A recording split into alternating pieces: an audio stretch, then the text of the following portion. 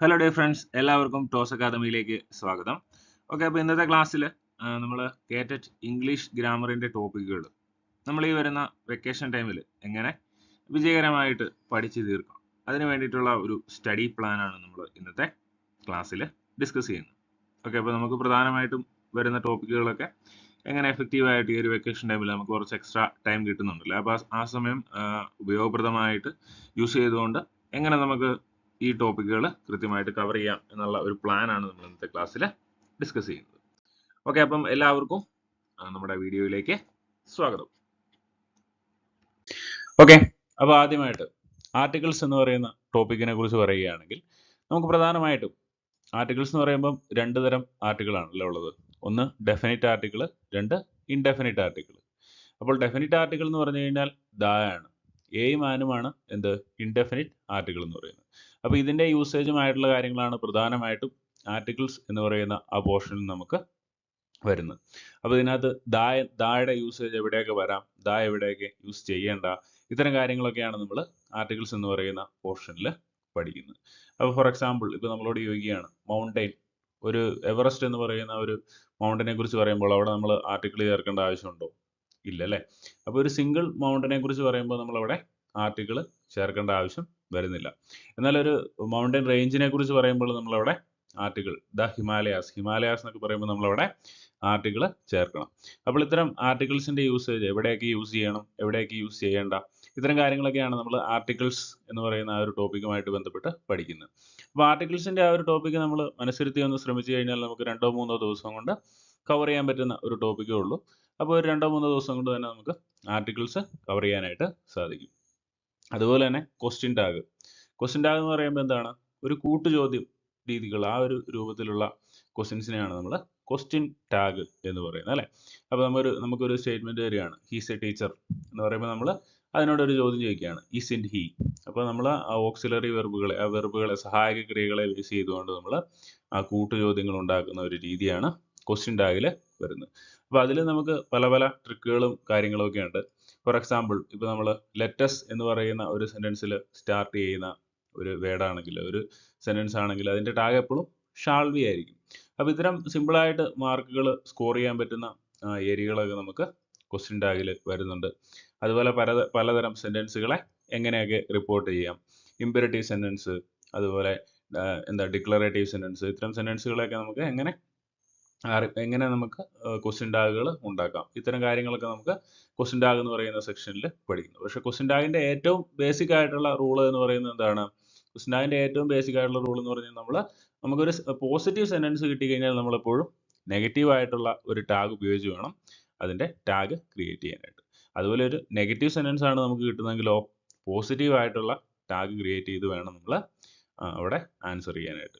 അപ്പോൾ ഇത്തരം കാര്യങ്ങളൊക്കെയാണ് നമുക്ക് പ്രധാനമായിട്ടും ക്വസ്റ്റ്യൻ ടാഗുമായിട്ട് ബന്ധപ്പെട്ട് വരുന്നത്. അപ്പോൾ നമ്മുടെ ടോസ് അക്കാദമിയുടെ ക്രാഷ് വാച്ച് ഒക്കെ തുടങ്ങിയിട്ടുണ്ട്. അപ്പോൾ അതിൽ കൂടുകയാണെങ്കിൽ നിങ്ങൾക്ക് നമുക്കൊരു നമ്മുടെ ഒരു 50 ഡേ സ്റ്റഡി പ്ലാൻ ഒക്കെ വെച്ച് നല്ല രീതിക്ക് ഈ പോർഷൻസ് കവർ ചെയ്യാവുന്നതാണ്. ഓക്കെ, അതുപോലെ നമ്മുടെ ഡിഗ്രീസ് ഓഫ് കമ്പാരിസൺ എന്ന് പറയുന്ന അടുത്ത ടോപ്പിക്ക് ഡിഗ്രീസ് ഓഫ് കമ്പാരിസനെ കുറിച്ച് പറയുകയാണെങ്കിൽ അതെങ്ങനെയാണ്, നമുക്ക് പ്രധാനമായിട്ടും 3 തരം ഡിഗ്രീസ് ഓഫ് കമ്പാരിസൺ ആണ് വരുന്നത്. Positive degree, comparative degree, superlative degree. Positive degree എന്ന് പറയുകയാണെങ്കിൽ എന്ത് പറയും, ഹീ ഈസ് ടോൾ എന്ന് പറയുമ്പോൾ അവിടെ നമ്മൾ ഒരാളെയാണ് കമ്പയർ ചെയ്യുന്നത് അല്ലേ, ഒരാളാണ് നമ്മളവിടെ കമ്പയർ ചെയ്യുന്നത്. അപ്പോൾ 2 പേരെ കമ്പയർ ചെയ്യുകയാണ്, അപ്പം ഹീ ഈസ് ടോളർ ദാൻ ഹിം, അപ്പോൾ 2 പേരെയാണ് അവിടെ കമ്പയർ ചെയ്യുന്നത്. ഇനി സൂപ്പർലേറ്റീവ് ഡിഗ്രി ആണെങ്കിലോ 2-ലധികം പേരെ അല്ലെങ്കിൽ 2-3-ലധികം പേരെ നമ്മൾ കമ്പയർ ചെയ്യുമ്പോഴാണ് നമ്മളതിനെ സൂപ്പർലേറ്റീവ് ഡിഗ്രി എന്ന് പറയുന്നത്. അങ്ങനെ പ്രധാനമായിട്ടും 3 ഡിഗ്രീസ് ആണുള്ളത്. അപ്പോൾ അതിൻ്റെ പലതരം യൂസേജുകളും കാര്യങ്ങളും ഒക്കെയാണ് നമ്മളിവിടെ പഠിക്കുന്നത്. അപ്പോൾ ഇതിനകത്ത് പറയുന്ന മറ്റൊരു കാര്യം എന്ന് പറഞ്ഞു കഴിഞ്ഞാൽ എന്താണ്, ഫോർ എക്സാമ്പിൾ പ്രെഫർ എന്ന്, I prefer coffee to tea എന്നായിരിക്കും നമ്മൾ പറയുന്നത്. അപ്പോൾ പ്രെഫർ, സീനിയർ, ജൂനിയർ, ഇതിനൊക്കെ ശേഷം നമ്മൾ ടു എന്ന് പറയുന്ന കമ്പാരിറ്റീവ് ഡിഗ്രി ആയിരിക്കും ഉപയോഗിക്കുന്നത്. എന്നാലോ സാധാരണഗതിയിൽ നമ്മൾ 2 കാര്യങ്ങൾ കമ്പയർ ചെയ്യുമ്പോൾ ദാൻ എന്ന് പറയുന്ന ആ ഒരു പ്രയോഗമാണ് കൂടുതലായിട്ടും ഉപയോഗിക്കുന്നത്. പക്ഷേ ചില കേസുകളിൽ അതിൽ വ്യത്യാസങ്ങളൊക്കെ വരുന്നുണ്ട്. അപ്പോൾ ഇത്തരം കാര്യങ്ങളൊക്കെയാണ് നമ്മൾ ഡിഗ്രീസ് ഓഫ് കമ്പാരിസൺ എന്ന് പറയുന്ന ആ ഒരു ടോപ്പിക്കിൽ കൂടുതലായിട്ടും പഠിക്കുന്നത്.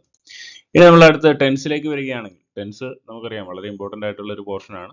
അപ്പോൾ അത് ഇച്ചിരി സമയം എടുത്ത് തന്നെ വേണം നമ്മൾ പഠിക്കാനായിട്ട്. ഒരു 5 ദിവസത്തോളം നമുക്ക് ഇതിൽ സ്പെൻഡ് ചെയ്യേണ്ടതായിട്ട് വരും. ഓക്കെ. ഇനി അതുപോലെ അത് ടെൻസ് എന്ന് പറയുമ്പോൾ നമുക്ക് പ്രധാനമായിട്ടും 3 ടെൻസുകളാണല്ലോ ഉള്ളത്. Present tense, past tense, future tense. അപ്പോൾ ഇതുമായിട്ട് ബന്ധപ്പെട്ട് പല റൂളുകളും കാര്യങ്ങളൊക്കെ ഉണ്ട്. അപ്പോൾ അതൊക്കെ ഒന്ന് നമ്മൾ പണ്ടൊക്കെ പഠിച്ചിട്ടുള്ള കാര്യങ്ങളൊക്കെ ആയിരിക്കാം, എങ്കിലും നമ്മൾ ശ്രദ്ധിച്ചിട്ടുണ്ടാവില്ല. എങ്കിലും നമുക്കൊന്ന് ഒരു 4-5 ദിവസം കൊണ്ട് നമുക്കൊന്ന് പൊടി തട്ടി റെഡിയാക്കി എടുക്കാവുന്നതേ ഉള്ളൂ. ഓക്കെ. ഇനി ഈ ഫ്ലോസിലേക്ക് വരികയാണെങ്കിൽ, ഈ ഫ്ലോസ് എന്ന് പറയുന്നത് വളരെ സിമ്പിളായിട്ട് നമുക്ക് ഒരു മാർക്ക് സ്കോർ ചെയ്യാൻ പറ്റുന്ന ഒരു ഏരിയയാണ്. വളരെ സിമ്പിളായിട്ട്, അതായത് ഈഫിന് ശേഷം വെർബിൻ്റെ ഒന്നാമത്തെ ഫോമാണ് വരുന്നതെങ്കിൽ നമ്മൾ വില്ല്, ഷാള്, മേ എന്ന് പറയുന്ന ആ ഒരു യൂസേജ് ഉപയോഗിച്ച് അതിനുശേഷം വെർബിൻ്റെ ഫസ്റ്റ് ഫോം ഉപയോഗിച്ച് എഴുതുക. ഇനി ഈഫിന് ശേഷം വെർബിൻ്റെ സെക്കൻഡ് ഫോമാണ് വരുന്നതെങ്കിൽ would, should, could, may, might, would, should, could, might. ഇതിന് ശേഷം വെർബിൻ്റെ ഫസ്റ്റ് ഫോം ഉപയോഗിച്ച് എഴുതുക. അങ്ങനെ വളരെ എളുപ്പത്തിൽ ഈ ഫ്ലോസിൻ്റെ കാര്യങ്ങൾ നമുക്ക് ആൻസർ ചെയ്യാനായിട്ട് സാധിക്കും. അതുകൊണ്ട് തന്നെ അത് നമുക്ക് പെട്ടെന്ന് പഠിച്ചെടുക്കാൻ പറ്റുന്ന ഒരു ടോപ്പിക്കേ ഉള്ളൂ. ഒരു 2 ദിവസം കൊണ്ടൊക്കെ തന്നെ നമുക്കിത് കവർ ചെയ്യാനായിട്ട് സാധിക്കും. പിന്നെ അടുത്തതായിട്ട് നമുക്ക് വരുന്ന ഒരു ടോപ്പിക്കാണ് കോൺകോഡ്. കോൺകോഡ് എന്ന് പറയുന്നത്, അല്ലെങ്കിൽ നമുക്ക് സബ്ജക്റ്റ് വെർബ് എഗ്രിമെൻ്റ് എന്ന് നമുക്ക് കോൺകോഡിനെ വിശേഷിപ്പിക്കാനായിട്ട് സാധിക്കും. അതായത് സബ്ജക്റ്റും വെർബും തമ്മിലുള്ള ഒരു എഗ്രിമെൻ്റ് ആണ് എന്തെന്ന് പറയുന്നത് കോൺകോഡ് എന്ന് പറയുന്നത്. അതായത് ഇത്രേ ഉള്ളൂ അതിൻ്റെ ബേസിക് ആയിട്ടുള്ള ഒരു റൂൾ എന്ന് പറയുന്നത്. സബ്ജക്റ്റ് സിംഗുലർ ആണെങ്കിൽ നമ്മുടെ വെർബും സിംഗുലർ ആയിരിക്കണം. ഇനി സബ്ജക്റ്റ് പ്ലൂറൽ ആണെങ്കിലോ, സബ്ജക്റ്റ് പ്ലൂറൽ ആണെങ്കിൽ വെർബ് പ്ലൂറൽ ആയിരിക്കണം. അപ്പോൾ സബ്ജക്റ്റും വെർബും തമ്മിലുള്ള എഗ്രിമെൻറ്റ്. അപ്പോൾ ഇതിനും കുറേ അധികം റൂളുകളും കാര്യങ്ങളും ഒക്കെ വരുന്നുണ്ട്. അപ്പോൾ ഇതിന് നമുക്കൊരു 4-5 ദിവസം കൊണ്ടൊക്കെ നമുക്ക് കവർ ചെയ്തെടുക്കാൻ പറ്റുന്ന ഒരു ടോപ്പിക്കാണ് കോൺകോഡ് എന്ന് പറയുന്ന ആ ഒരു ഏരിയ. ഓക്കെ. അപ്പോൾ ഇനി നമ്മൾ അടുത്തതായിട്ട് ഫ്രേസൽ വേർബ്സിലേക്ക് വരികയാണ്. ഫ്രേസൽ വേർബ്സ് എന്ന് പറയുമ്പോഴത്തേക്കും പലതരം ഫ്രേസൽ വേർബുകളുണ്ട് നമുക്ക്. അത് കൂടുതലും നമുക്ക് ക്വസ്റ്റ്യൻ പേപ്പേഴ്സ് ഒക്കെ വർക്കൗട്ട് ചെയ്യുന്നതിലൂടെ കൂടുതൽ ഫ്രേസൽ വേർബ്സുകൾ മനസ്സിലാക്കാനും റിപ്പീറ്റഡ് ആയിട്ട് ചോദിക്കുന്ന ചോദ്യങ്ങൾ മനസ്സിലാക്കാനും ഒക്കെ സാധിക്കും. ആ രീതിയിൽ നമുക്ക് ഫ്രേസൽ വേർബ്സിനെ നല്ല രീതിക്ക് മനസ്സിലാക്കി ആ ഏരിയയിൽ നിന്നുള്ള ചോദ്യങ്ങൾക്ക് നല്ല രീതിക്ക് ഉത്തരം എഴുതാനായിട്ട് സാധിക്കും. കൂടുതലും സ്ഥിരമായിട്ട് റിപ്പീറ്റ് ചെയ്ത് ചോദിക്കുന്ന പല ഫ്രേസൽ വേർബുകളുണ്ട്. For example put up with. Put up with എന്ന് പറഞ്ഞു കഴിഞ്ഞാൽ എന്താണ് അർത്ഥം? I can't put up with his behaviour എന്നൊക്കെ പറഞ്ഞു കഴിഞ്ഞാൽ എനിക്ക് അവൻ്റെ സ്വഭാവമായിട്ട് ടോളറേറ്റ് ചെയ്യാൻ സാധിക്കുന്നില്ല എന്നാണ് ആ ഒരു ഫ്രേസൽ വേർബിൻ്റെ മീനിങ് ആയിട്ട് വരുന്നത്. അപ്പോൾ ഇങ്ങനെ റിപ്പീറ്റഡ് ആയിട്ട് ചോദിക്കുന്ന കുറേ ഫ്രേസൽ വേർബുകളും കാര്യങ്ങളൊക്കെ ഉണ്ട്. അത് പഠിച്ചു വെച്ച് കഴിഞ്ഞാൽ തന്നെ നമുക്ക് ചിലപ്പം ഒരു മാർക്ക് സ്കോർ ചെയ്യാനായിട്ട് സാധിക്കും. എളുപ്പത്തിലൊരു മാർക്ക് സ്കോർ ചെയ്യാനായിട്ട് സാധിക്കും. അപ്പം എന്താ പറയുക, ഫ്രേസൽ വേർബുകൾ റിപ്പീറ്റഡ് ആയിട്ട് ചോദിച്ചിരിക്കുന്ന ഫ്രേസൽ വേർബുകൾ നമ്മൾ പഴയ ക്വസ്റ്റ്യൻ പേപ്പറൊക്കെ എടുത്ത് മാക്സിമം വർക്കൗട്ട് ചെയ്ത് നോക്കുക. അപ്പം ഫ്രേസൽ വേർബ്സിൽ നിന്നുള്ള ക്വസ്റ്റ്യൻസ് നമുക്ക് ആൻസർ ചെയ്യാൻ സാധിക്കും. അപ്പോൾ 2-3 ദിവസം കൊണ്ട് നമുക്ക് അത്യാവശ്യം ഫ്രേസൽ വേർബുകളൊക്കെ നന്നായിട്ട് പഠിച്ചെടുക്കാനായിട്ട് സാധിക്കുന്നതാണ്. ഇനി നമ്മൾ അടുത്തതായിട്ട് വരുന്നത് ആക്റ്റീവ് വോയിസ്, പാസീവ് വോയിസ് എന്ന് പറയുന്ന ആ ഒരു ടോപ്പിക്കിലേക്കാണ്. ആക്റ്റീവ് വോയിസ് എന്ന് പറഞ്ഞാൽ എന്താണ്? കർത്താവിന് കൂടുതൽ പ്രാധാന്യം വരുമ്പോഴാണ് നമ്മളതിനെ ആക്റ്റീവ് വോയിസ് എന്ന് പറയുന്നത്. ഇനി പാസീവ് വോയിസ് എന്ന് പറയുമ്പോൾ ഇവിടെ കർമ്മത്തിനായിരിക്കും കൂടുതൽ പ്രാധാന്യം വരുന്നത്. അപ്പോൾ ഇതിനും കുറേ റൂളുകളും കാര്യങ്ങളും ഒക്കെ ഉണ്ട്. അപ്പോൾ അത് പഠിച്ചു കഴിഞ്ഞാൽ മാത്രമാണ് നമുക്ക് ഇതിൻ്റെ ഉത്തരത്തിലേക്ക് എത്തുവാനായിട്ട് സാധിക്കുകയുള്ളൂ. പക്ഷേ നമുക്ക് വളരെ സിമ്പിളായിട്ടും ഇത് പഠിക്കാനായിട്ട് സാധിക്കും. ഇതിന് പല ട്രിക്കുകളും കാര്യങ്ങളും ഒക്കെ ഉണ്ട്. അപ്പം ഇത് നമ്മുടെ ക്ലാസ്സുകളിൽ നിങ്ങൾക്ക് ലഭിക്കുന്നതാണ്. ഇനി അടുത്തതായിട്ട് types of sentence. Types of sentence എന്ന് പറയുന്ന ഒരു ടോപ്പിക്കിലേക്ക് വരികയാണെങ്കിൽ നമുക്ക് പ്രധാനമായിട്ടും കുറേ ടൈപ്പ് ഓഫ് സെൻറ്റൻസുകളുണ്ട് അല്ലേ? Exclamatory sentence, assertive sentence, imperative sentence, അങ്ങനെ പല ടൈപ്പ് ഓഫ് സെൻറ്റൻസ് ഉണ്ട്. അതുപോലെ സെൻറ്റൻസുകളെ വീണ്ടും നമ്മൾ ഡിവൈഡ് ചെയ്യുന്നുണ്ട്. അങ്ങനെ complex sentence, compound sentence, simple sentence, അങ്ങനെ പല ടൈപ്പ് ഓഫ് സെൻറ്റൻസ് ആണ്. ഇപ്പോൾ PSCയുടെ എക്സാമുകൾക്കൊക്കെ അല്ലെങ്കിൽ കേറ്റിൻ്റെ എക്സാമിനും നമുക്ക് പ്രതീക്ഷിക്കാവുന്നതാണ്. ഇത്തരം ഒരു സെൻറ്റൻസ് തന്നിട്ട് അത് സിമ്പിൾ സെൻറ്റൻസ് ആണോ, കോമ്പൗണ്ട് സെൻറ്റൻസ് ആണോ, കോംപ്ലക്സ് സെൻറ്റൻസ് ആണോ എന്നുള്ള ചോദ്യങ്ങളൊക്കെ ഉണ്ടാവാം. അപ്പോൾ അത്തരം ചോദ്യങ്ങൾ നമുക്ക് ഉത്തരം എഴുതാൻ സാധിക്കും, വളരെ എളുപ്പമായിട്ട് തന്നെ സാധിക്കും. അപ്പം ഇത് ടൈപ്സ് ഓഫ് സെൻറ്റൻസ് പഠിക്കുവാനും നമുക്കൊരു 3 ദിവസം ഒക്കെ മതിയാവും. ഓക്കെ. അപ്പോൾ ആ രീതിക്ക് നമുക്ക് പ്രിപ്പയർ ചെയ്യാവുന്നതാണ്. ഓക്കെ. ഇനി നമുക്ക് വരുന്ന ഒരു പ്രധാനപ്പെട്ട ഒരു പോർഷനാണ് റിപ്പോർട്ടഡ് സ്പീച്ച്. റിപ്പോർട്ടഡ് സ്പീച്ച് എന്ന് പറഞ്ഞാൽ ഒരാൾ പറയുന്ന ഒരു കാര്യത്തെ നമ്മൾ നമ്മുടെ വേർഡിലോ അല്ലെങ്കിൽ മറ്റൊരാളുടെ വേർഡിലോ റിപ്പോർട്ട് ചെയ്യുന്നതിനെയാണ് നമ്മൾ ഇൻഡയറക്റ്റ് സ്പീച്ച് എന്ന് പറയുന്നത്. ഡയറക്റ്റ് സ്പീച്ച് ഉണ്ട്, ഇൻഡയറക്റ്റ് സ്പീച്ച് ഉണ്ട്. ഡയറക്റ്റ് സ്പീച്ച് എന്ന് പറയുമ്പോഴത്തേക്ക് നമ്മൾ നമ്മുടേതായിട്ടുള്ള രീതിയിൽ റിപ്പോർട്ട് ചെയ്യുന്നു. ഇൻഡയറക്റ്റ് സ്പീച്ച് എന്ന് പറയുമ്പോൾ നമ്മൾ വേറൊരാളുടെ രീതിയിലേക്ക് റിപ്പോർട്ട് ചെയ്യുന്നു. അപ്പോൾ അതിനും കുറേ റൂളുകളും ടെൻസും കാര്യങ്ങളൊക്കെ വരുന്നുണ്ട്. അപ്പം റിപ്പോർട്ട് സ്പീച്ച് അത്യാവശ്യം നമ്മൾ മനസ്സിലാക്കി ടൈം എടുത്ത് പഠിക്കേണ്ട ഒരു പോർഷനാണ്. ഒരു 5 ദിവസത്തോളം നമ്മൾ അതിനെ സ്പെൻഡ് ചെയ്ത് കഴിഞ്ഞാൽ റിപ്പോർട്ടഡ് സ്പീച്ച് എന്ന് പറയുന്ന ആ ഒരു പോർഷനിലെ കാര്യങ്ങളൊക്കെ നമുക്ക് കവർ ചെയ്യാൻ സാധിക്കുന്നതാണ്. ഓക്കെ, ഇനി അടുത്തായിട്ട് പ്രൊപ്പോസിഷൻസ്. പ്രൊപ്പോസിഷൻസ് എന്ന് പറഞ്ഞാൽ വളരെ സിമ്പിൾ ആയിട്ടുള്ള കാര്യങ്ങളേ ഉള്ളൂ. പലതരം പ്രൊപ്പോസിഷൻ ഉണ്ട്. Behind, on, under, under, up എന്നൊക്കെ പറഞ്ഞ് പല പ്രൊപ്പോസിഷനുകളുണ്ട് അല്ലേ. അപ്പോൾ ഈ പ്രൊപ്പോസിഷനൊക്കെ കറക്റ്റ് സമയത്ത് എങ്ങനെ യൂസ് ചെയ്യാൻ പഠിക്കണം. എങ്ങനെ യൂസ് ചെയ്യാം എന്നുള്ളതാണ് നമ്മൾ മനസ്സിലാക്കേണ്ടത്. അപ്പോൾ നമ്മുടെ മനസ്സിലേക്ക് വരുന്നതായിരിക്കില്ല പലപ്പോഴും പ്രൊപ്പോസിഷനുകളിൽ ഉത്തരമായിട്ട് വരിക. അപ്പോൾ ഇവിടെയും നമ്മൾ കൂടുതലായിട്ടും ആശ്രയിക്കേണ്ടത്, പ്രൊപ്പോസിഷനിലുള്ള ക്വസ്റ്റ്യൻസ് ഒക്കെ വരുമ്പോൾ നമ്മൾ കൂടുതലായിട്ട് ആശ്രയിക്കേണ്ടത് പ്രീവിയസ് ആയിട്ട് വന്നിട്ടുള്ള ചോദ്യങ്ങളെയും കാര്യങ്ങളൊക്കെയാണ്. അപ്പോൾ അതിനെ ബേസ് ചെയ്തിട്ടായിരിക്കും നമ്മുടെ ക്ലാസ്സുകൾ പോവുക. അങ്ങനെ നമുക്ക് എളുപ്പത്തിൽ ഈ പോർഷനിൽ നിന്നുള്ള മാർക്കുകളും സ്കോർ ചെയ്യാവുന്നതാണ്. പ്രൊപ്പോസിഷനും ഒരു 2-3 ദിവസമൊക്കെ സ്പെൻഡ് ചെയ്ത് കഴിഞ്ഞാൽ നമുക്ക് ഇമ്പോർട്ടൻ്റ് ആയിട്ടുള്ള കുറേ കാര്യങ്ങളൊക്കെ മനസ്സിലാക്കാൻ സാധിക്കുന്നതാണ്.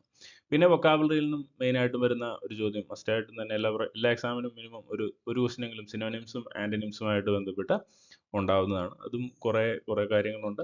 റിപ്പീറ്റഡ് ആയിട്ട് ചോദിക്കുന്ന കുറേ സിനോണിംസും ആൻറ്റണിംസും ഒക്കെ ഉണ്ട്. വിപരീത പദങ്ങൾ എന്നൊക്കെ പറയില്ല, അല്ലെങ്കിൽ ഒരേപോലെയുള്ള പദങ്ങൾ. അപ്പോൾ ഇത്തരം കാര്യങ്ങൾ നമ്മളൊന്ന് മനസ്സിലാക്കിയിരിക്കുന്നത് നല്ലതായിരിക്കും. ഓക്കെ, അതിനും ഒരു 3-4 ദിവസം സ്പെൻഡ് ചെയ്ത് കഴിഞ്ഞാൽ നമുക്ക് അത്യാവശ്യം കുറേ കാര്യങ്ങൾ പഠിക്കാനായിട്ട് സാധിക്കും. ഓക്കെ, ഇനി അടുത്തതായിട്ട് നമുക്ക് വൊക്കാബുലറിയിൽ നിന്ന് വരുന്ന പോർഷനുകൾ പറയുകയാണെങ്കിൽ വൺ വേർഡ് സബ്സ്റ്റിറ്റ്യൂഷൻസ് കുറേ ഉണ്ട്. അപ്പോൾ ഇത്തരം വൺ വേർഡ് സബ്സ്റ്റിറ്റ്യൂഷനുകളിൽ നിന്നും നമുക്ക് 1 മാർക്കിൻ്റെ ക്വസ്റ്റ്യൻ നമുക്ക് പ്രതീക്ഷിക്കാം. അപ്പോൾ ഇതും കുറേ റിപ്പീറ്റഡ് ആയിട്ട് ചോദിക്കുന്ന വൺ വേർഡ് സബ്സ്റ്റിറ്റ്യൂഷനുകളുണ്ട്. അത് നമ്മൾ കൃത്യമായിട്ട് തന്നെ മനസ്സിലാക്കി പഠിച്ചു വെക്കാനായിട്ട് ശ്രമിക്കുക. ചിലപ്പോൾ ഓപ്ഷനിലൊക്കെ വന്നു കഴിയുമ്പോൾ ചിലപ്പോൾ നമുക്ക് കൺഫ്യൂസിങ് ആയിട്ടുള്ള ഓപ്ഷൻ ആയിരിക്കും നമുക്ക് വരുന്നത്. എങ്കിലും നമുക്ക് കൃത്യമായിട്ട് ആൻസർ ചെയ്യാനായിട്ട് സാധിക്കണം. പിന്നെ കളക്റ്റീവ് നൗൺസുമായിട്ട് ബന്ധപ്പെട്ട ചോദ്യങ്ങളും വരാറുണ്ട്. ഫോർ എക്സാമ്പിൾ, ഇപ്പോൾ ഫിഷിൻ്റെ ആ ഒരു ഗ്രൂപ്പിനെ നമ്മൾ സ്കൂൾ ഓഫ് ഫിഷ് എന്നാണ് പറയുന്നത്. എലഫൻസിനാണെങ്കിൽ ഹെഡ് ഓഫ് എലിഫൻസ് എന്ന് പറയും. ക്രോസിനാണെങ്കിൽ കാക്കകളുടെ കൂട്ടത്തിൽ നമ്മൾ മർഡർ എന്നാണ് പറയുന്നത്. മർഡർ ഓഫ് ക്രോസ് എന്നാണ് പറയുന്നത്. അങ്ങനെ പലതരം കളക്റ്റീവ് നൗൺസ് ഉണ്ട്. യങ് വൺസുമായിട്ട് ബന്ധപ്പെട്ട ഫോർ എക്സാമ്പിൾ കങ്കാരുവിൻ്റെ യങ് വണ്ണിൻ്റെ പേര് ജോയ് എന്നാണ് അല്ലേ. അപ്പോൾ അങ്ങനത്തെ ചോദ്യങ്ങൾ നമുക്ക് പ്രതീക്ഷിക്കാവുന്നതാണ്. പിന്നെ പാസേജ് റീഡിങ്ങുമായിട്ട് ബന്ധപ്പെട്ട ചോദ്യങ്ങളും നമുക്ക് എക്സാമിന് ചോദിക്കാറുണ്ട്. അപ്പോൾ പാസേജ് റീഡിങ് എന്ന് പറയുന്ന ആ ഒരു പോർഷൻ വളരെ ഇമ്പോർട്ടൻ്റ് ആണ്. അപ്പം പാസേജ് റീഡിങ്ങിൻ്റെ ആ ഒരു ടൈപ്പ് ഓഫ് ക്വസ്റ്റ്യൻസ് ചെയ്ത് നോക്കി കഴിഞ്ഞാൽ നമുക്ക് അതിനെക്കുറിച്ചുള്ളൊരു ഐഡിയ കിട്ടുന്നതായിരിക്കും. പാസേജ് റീഡിങ്ങിനെ കുറിച്ച് പറയുമ്പോൾ നമ്മൾ ഏറ്റവും ഇമ്പോർട്ടൻ്റ് ആയിട്ട് ഓർത്തിരിക്കേണ്ട കാര്യം, നമ്മുടെ ഔട്ട്സൈഡ് നോളജ് ഉപയോഗിച്ച് ഒരിക്കലും നമ്മൾ പാസേജുമായിട്ട് ബന്ധപ്പെട്ട ചോദ്യങ്ങൾക്ക് ഉത്തരം എഴുതരുത്. പാസേജിൽ എന്താണോ പറഞ്ഞിരിക്കുന്നത് അതിനെ ബേസ് ചെയ്ത് തന്നെയായിരിക്കണം നമ്മുടെ ആൻസറുകൾ എപ്പോഴും വരുന്നത്. അതുപോലെ ഒരു പാസേജ് കിട്ടിക്കഴിയുമ്പോൾ അതിലെ പ്രധാനപ്പെട്ട കാര്യങ്ങളൊക്കെ ആദ്യമേ നമുക്കൊന്ന് നോട്ട് ചെയ്ത് വെക്കാനൊക്കെ സാധിക്കണം. അപ്പോൾ നമുക്ക് ആ ടൈമൊക്കെ കുറേ സേവ് ചെയ്യാനായിട്ട് സാധിക്കും. പ്രത്യേകിച്ച് ഇങ്ങനത്തെ എക്സാമുകൾക്കൊക്കെ അത് വളരെ ഉപകാരപ്രദമായിട്ടുള്ള ഒരു കാര്യമായിരിക്കും. ഓക്കെ, അപ്പോൾ നമ്മൾ ഇന്നത്തെ ക്ലാസ്സിൽ എങ്ങനെ ഒരു 50 ദിവസം കൊണ്ട് നമ്മുടെ പാർട്ട് 2 ഇംഗ്ലീഷിൻ്റെ പോർഷൻസ് കവർ ചെയ്യാൻ പറ്റും എന്നുള്ള ഒരു ബേസിക് ഐഡിയ ആണ് നമുക്ക് പ്രൊവൈഡ് ചെയ്തത്. അപ്പോൾ ഇന്നത്തെ ക്ലാസ്സുകൾ എല്ലാവർക്കും ഒരു ബേസിക് ഐഡിയ കിട്ടി എന്ന് വിചാരിക്കുന്നു. അപ്പോൾ എല്ലാവർക്കും വിജയാശംസകൾ നേരുന്നു from the part of Toss Academy. Thank U.